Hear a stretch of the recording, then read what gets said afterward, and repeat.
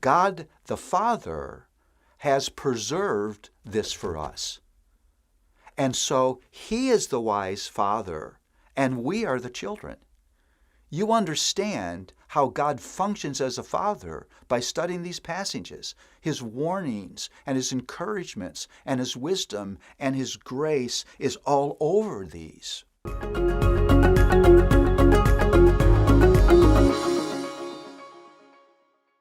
Well, the third theme I want to consider with you is all over Proverbs, but it's not as evident. It is the fatherhood of God. You may say, oh, wait a minute, Paul. I've read the Proverbs. I've studied the Proverbs. I've done Bible studies in the Proverbs. I haven't seen any proverb that talks about the fatherhood of God. Well, let me talk to you about how this emerges in the Proverbs. One of the sweetest, most tender, most encouraging portions of the entire Bible is Proverbs chapter 1 through chapter 7.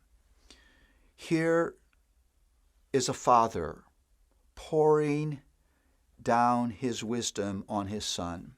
I think of it as a father sitting on a couch next to his son with his arm around him and said, "Son, there's some things I want you to know because I love you." And here's loving instruction and loving practical counsel and loving warning and loving values clarification and loving guidance. It's just such a beautiful portion of Scripture.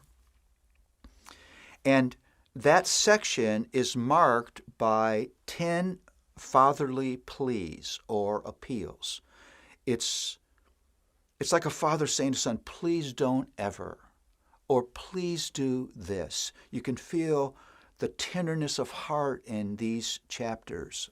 Chapter 1, the father says, "Do not run after unjust gain." It's a warning against greed. Greed will destroy your life. Chapter 2, father says, if you get anything, get wisdom. It's the treasure of treasures.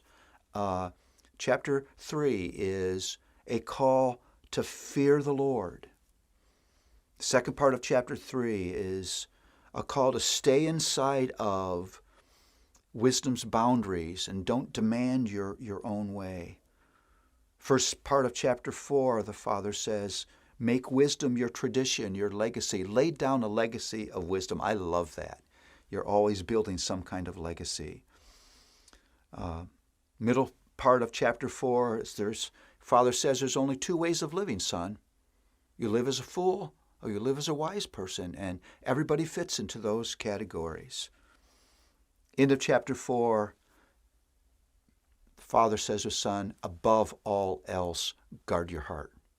Because your heart is the wellspring of life. Your life, your choices, your decisions, your words are controlled by the thoughts, motives, desires, spiritual condition of your heart. The ninth appeal is in chapter 5. It's about the importance of sexual morality. And then chapter 7 is a call to run from sexual temptation. Now you say, well, what does that have to do with the fatherhood of God? That's just fatherly wisdom, because God the Father has preserved this for us. And so He is the wise Father, and we are the children. You understand how God functions as a father by studying these passages, His warnings and His encouragements and His wisdom and His grace is all over these. And as a loving Father, He offers us what we would never know on our own. I often think as I'm reading this passage of a young child, doesn't know what he needs to eat, doesn't know that he needs to sleep, doesn't know what is dangerous, doesn't know the importance of his parents' authority. He doesn't know. That's us.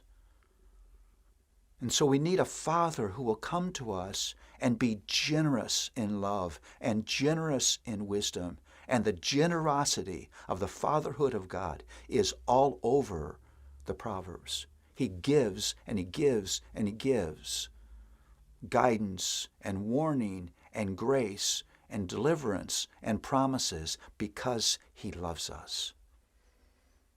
You are never without a father because you have a Father in heaven who loves you and will generously unfold his wisdom to you.